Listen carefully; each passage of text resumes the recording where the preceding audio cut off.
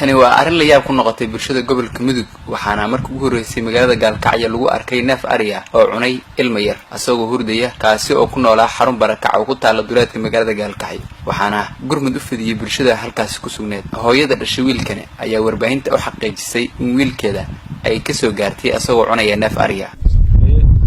nugaan orgi baa iga cunay meel baa seexsaday meeshii asagii oo jiifaan ka tagay waxaan u imid orgigii cunahaya afkiisaan ka soo fagay lugtiis mas'uuliyiin ka tirsan maamulka degmada Gaalkacyo oo goobta gaaray ayaa iyaguna arrintaas ka hadlay baata kaleeta oo saaka nagu cusub oo aanan hadda deegaamadan hadda ka hor ka dhicin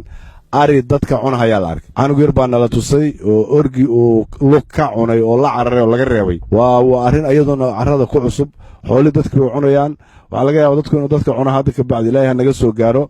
ummadiisa Ilaahay baa badbaadin kara